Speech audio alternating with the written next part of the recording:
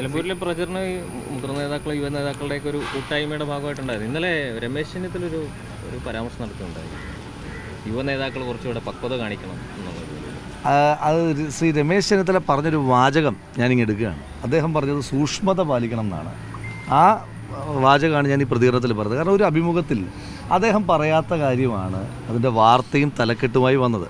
അപ്പോൾ അത്തരം കാര്യങ്ങളോട് സൂക്ഷ്മത പുലർത്തണം. കാരണം ചാടിക്കേറി പ്രതികരിക്കാൻ പാടില്ല എന്ന് തന്നെയാണ് അദ്ദേഹം ഉദ്ദേശിച്ചത്. അത് ഞാൻ അനുസരിക്കണമല്ലോ സ്വാഭാവികമായിട്ടും. കാരണം അദ്ദേഹം പറയാത്തൊരു കാര്യമാണ് വാർത്തയായി വന്നത്.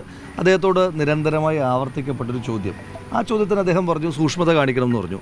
അപ്പോൾ അദ്ദേഹത്തെ പോലെ യൂത്ത് കോൺഗ്രസിൻ്റെ സംസ്ഥാന പ്രസിഡൻറ്റും ദേശീയ പ്രസിഡൻറ്റും ഒക്കെ ആയിരുന്ന ഒരാൾ യുവ നേതാക്കന്മാർ സൂക്ഷ്മത പുലർത്തണം എന്ന് പറയുമ്പം നിങ്ങളെന്താ ആഗ്രഹിക്കുന്നത്? ഞങ്ങൾ പറയണോ? ഇല്ല, ഞങ്ങൾ സൂക്ഷ്മത പുലർത്തില്ല, കൊന്നാലും ഞങ്ങൾ സൂക്ഷ്മത പുലർത്തില്ല എന്ന് പറയുകയല്ലോ. അദ്ദേഹം സ്വാഭാവികമായിട്ടും യുവതലമുറയോട് അദ്ദേഹം ഒരു ചോദ്യത്തിന് മറുപടിയായിട്ട് പറഞ്ഞൊരു കാര്യമാണ്. അതിന് വളരെ പോസിറ്റീവായിട്ടാണ്, സൂക്ഷ്മതയോട് കൂടിയിട്ടാണല്ലോ പൊതുപ്രവർത്തകർ പ്രവർത്തിക്കേണ്ടത്. അത് ഓർമ്മപ്പെടുത്തി. അതിന് പോസിറ്റീവായിട്ട്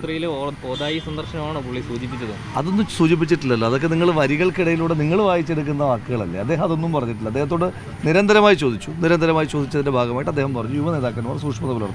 അതിനകത്ത് എന്തെങ്കിലും ഒരു തെറ്റുണ്ട് എന്ന് ഞാൻ വിചാരിക്കുന്നില്ല.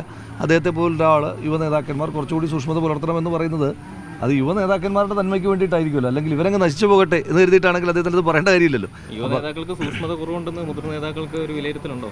അങ്ങനത്തെ വിലയിരുത്തൽ മുതിർന്ന നേതാക്കന്മാർക്കില്ല. അങ്ങേക്കുണ്ടെങ്കിൽ അതിനെ ബഹുമാനത്തോടെ സ്വീകരിക്കും. ഒടുവിലത്തെ പെട്ടി പരിശോധനയൊക്കെ നമ്മൾ അവിടുത്തെ ഒരു പ്രതികരണം കൂടിയാണോ? അല്ല, അദ്ദേഹത്തിൻ്റെ ഭാഗത്തു നിന്ന് അങ്ങനെ ഏതെങ്കിലും ഒരു ഇൻസിഡൻറ്റിനെ പറ്റി പറഞ്ഞിട്ടില്ല.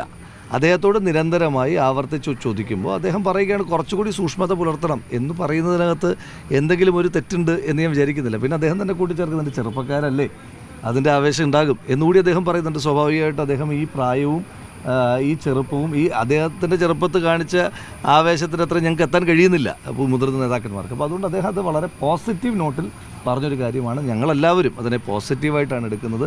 അതിനപ്പുറം ഏതെങ്കിലും ഒരു ഇൻസിഡൻറ്റിൽ അവർക്ക് വിമർശനമുണ്ടെങ്കിൽ അതിനകത്ത് എന്താ തെറ്റ്? ഇപ്പോൾ മുതിർന്ന നേതാക്കന്മാർക്ക് നമ്മുടെ ഏതെങ്കിലും ഒരു പ്രവൃത്തിയിൽ വിമർശനമുണ്ട് എങ്കിൽ അതവർ പറഞ്ഞാൽ അതിനെ വളരെ പോസിറ്റീവായിട്ട് തന്നെ ആ സമയത്ത് എടുക്കും.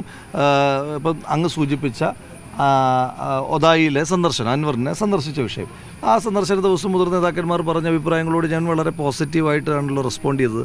അതവർക്ക് പറയാനുള്ള സ്വാതന്ത്ര്യമുണ്ട്. അപ്പം നെക്സ്റ്റ് ജനറേഷൻ്റെ ഭാഗത്തു നിന്ന് അവർക്ക് പാർട്ടിക്ക് ഹിതമല്ല എന്ന് തോന്നുന്നൊരു പ്രവൃത്തി അതാരുടെ ഭാഗത്തു നിന്നുണ്ടായാലും അതവർക്ക് തിരുത്താനും അത് തിരുത്തണമെന്ന് പറയാനും ഒക്കെ ഉള്ള അവകാശം അവർക്കുണ്ട്. അത് കേൾക്കേണ്ടുന്ന ബാധ്യത ഞങ്ങൾക്ക്